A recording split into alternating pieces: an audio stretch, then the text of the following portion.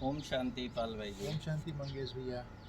आज हम 2 अप्रैल की साकार मुरली रिवाइज कर रहे हैं। हम्म, आज बाबा ने विशेष जो ब्राह्मण जीवन का मूल टॉपिक है, हम्म, जो साधना के लिए बहुत ज़्यादा ज़रूरी है, हम्म, बेहद का वैराग। हम्म, कि बाबा कहते हैं बेहद का वैराग बच्चों में होना चाहिए, तभी तुम्हारी ऊंची चढ़ती कला होगी। हम्म, और एक बहुत बड़ी रिस्पॉन्सिबिलिटी बाबा ने दी हम्म, पाल भाई जी, हम्म, कि बाबा कहता है तुम्हारी चढ़ती कला से हम्म, सारे संसार की चढ़ती कला होती हम्म, है। अगर तुम गिरते हो तो सारा संसार गिरता है, और तुम चढ़ते हो तो सारा संसार चढ़ता है।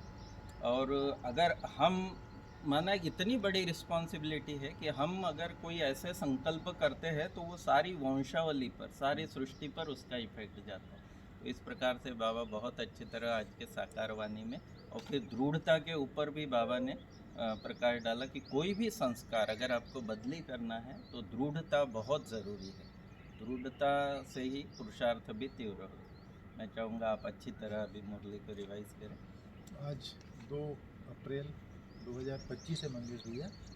आज बाबा ने जैसे कहा, इस पुरानी पुरानी पतित दुनिया से तुम्हारा बेहद का वैराग्य चाहिए, क्योंकि तुम्हें पावन बनना है। तुम्हारी चढ़ती कला से सबका भला होता है।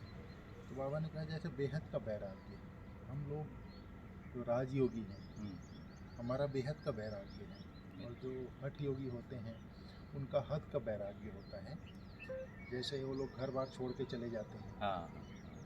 और दूसरा एक भी होता है कि जैसे कोई शरीर छोड़ता है, शमशान घाट में जाते हैं, तो शमशानी वैराग भी होता है। लेकिन हम लोग घर बार नहीं छोड़ते हैं, घर बार में रहते हुए विकारों का संन्यास करते हैं। जो देहभान है, देहभान में जो मोटे विकार आते हैं, देह अभिमान में जो सूक्ष्म विकार आते हैं, उसका हम लोग बेहद का वैराग्य करते हैं। जब देहभान और देहभान अभिमान का वैराग्य हो जाता है तो हम पावन बन जाते हैं। जब पावन बन जाते हैं तो अपने पावन धाम शांति धाम घर का रास्ता खुल जाता है। फिर हम शांति धाम जाते हैं तो हमारे पीछे सारी दुनिया चली जाती है। तो हमारा भला होता है तो अन्य आत्माओं का भी, सर्व आत्माओं का भला हो जाता है। उसी को बाबा ने आज कहा है, तुम्हारी चढ़ती कला से सबका भला हो जाता है। फिर आज बाबा ने कहा, आत्मा अपना ही मित्र है, अपना ही शत्रु है। ये चीज़ श्रीमद् भगवत गीता जो शास्त्र बना है उसमें भी गायन है। तो जैसे श्रीमत पर हम चल रहे हैं तो हम अपना मित्र हैं। अगर हम श्रीमत के विपरीत चल रहे हैं तो समझ लीजिए कि हम अपना शत्रु हैं। क्योंकि श्रीमत हमें श्रेष्ठ कर्म करना सिखाती है। और श्रेष्ठ कर्म क्या है? श्रेष्ठ भाग्य की लकीर है। श्रेष्ठ कर्म करते हैं तो हमारा श्रेष्ठ भाग्य बनता है। तो हमारा श्रेष्ठ भाग्य जैसे ही बनता है, अर्थात हम अपने मित्र बनते हैं। और विपरीत कर्म करते हैं तो दुर्भाग्यशाली बन जाते हैं, अर्थात अपने शत्रु बन जाते हैं। फिर बाबा ने आज बहुत अच्छी अच्छी बातें कही है। और जैसे गायन और पूजन योग्य बनने के लिए पक्का वैष्णव बनना है। वैष्णव अर्थात पवित्र। खान पान का तो शुद्धता होता ही है, ब्रह्मचर्य व्रत का पालन करना और पवित्र दृष्टि वृत्ति कृति होना, इसको सच्चा वैष्णव कहा जाता है। फिर बाबा ने कही, इस वैल्यूबल जीवन में सर्विस कर बहुतों का जीवन श्रेष्ठ बनाना है। जैसे हम वैष्णव बन जाते हैं, शुद्ध पवित्र बन जाते हैं, इसका सर्व आत्माओं को ज्ञान दे करके, परमात्मा ने जो हमको शिक्षा दी है वो शिक्षा अन्य आत्माओं को दे करके बहुतों का जीवन श्रेष्ठ बनाना है। फिर बाबा ने कहा, बाप के साथ ऐसा योग रखना है जो आत्मा की लाइट बढ़ती जाए। परम पिता परमात्मा के साथ ऐसा योग रखना है कि हमारा कभी वियोग हो ही न।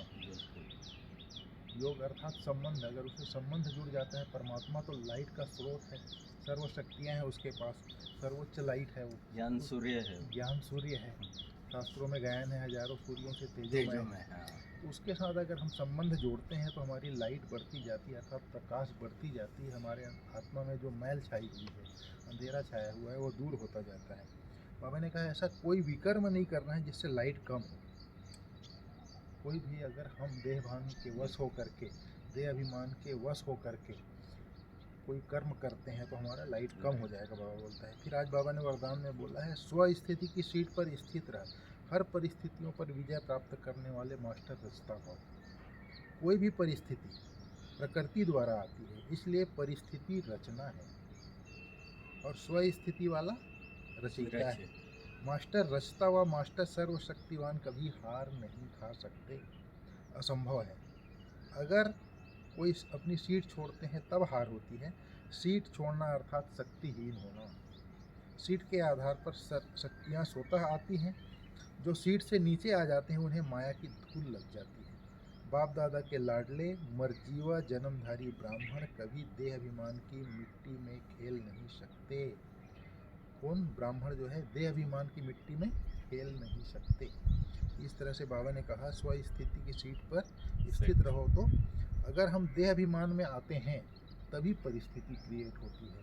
अगर आत्मिक स्थिति में है, स्व स्थिति में है, तो परिस्थिति के ऊपर सहज विजय प्राप्त कर लेते हैं। फिर आज बाबा ने कहा स्लोगन में, दृढ़ता कड़े संस्कारों को भी मोम की तरह पिघला देती है।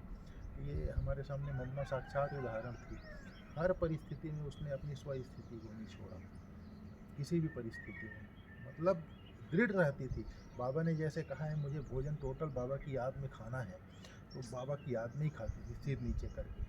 जैसे चल के जा रही तो मैं आत्मा चल के जा रही हूँ, भले वो ट्रेन छूट जाए, हालांकि छूटा नहीं, एक बार उदाहरण सुनाते हैं ना, तो अपने स्व स्थिति को के ऊपर दृढ़ रही। मतलब इस तरह से मम्मा जो है हर कर्म को प्रैक्टिकल करके दिखाई कि दृढ़ता कड़े संस्कारों को भी मोम की तरह पिघला। जैसे पिछला संस्कार है, आज सारी दुनिया बातें करते करते खाती है, लेकिन मम्मा को दृढ़ पकड़ ली कि मुझे बाबा की याद में खाना है, तो बाबा की याद नहीं खाई, तो कड़े संस्कार मोम की तरह पिघल गए। और आत्मिक स्थिति में रहना है, मुझे रहना ही है, तो जो देहभान की स्थिति वो खत्म हो गई। इस तरह से दृढ़ता कड़े संस्कारों को भी मोम की तरह पिघला देती है। फिर आज बाबा ने अव्यक्त इशारे में बहुत अच्छी बात कही है, जैसे ज्ञान स्वरूप ऐसे स्नेह स्वरूप बनो। ज्ञान और स्नेह दोनों कंबाइंड हो, क्योंकि ज्ञान बीज है, स्नेह पानी है। जैसे आप किसी को ज्ञान सुना रहे हैं, लेकिन उसके प्रति आपकी रहम की भावना आपके दिल से निकल रहा है, मेरा भाई है, इसका भला हो, अंदर ही अंदर, तो स्नेह पानी है। अगर बीज को पानी नहीं मिलेगा तो फल नहीं होगा, फल नहीं देगा। ज्ञान के साथ दिल का स्नेह है तो प्राप्ति का फल होगा। ज्ञान के साथ दिल, बुद्धि से स्नेह हो उसके प्रति, तब प्राप्ति होगा, फल मिलेगा। ठीक है मंगेश भैया, ओम शांति।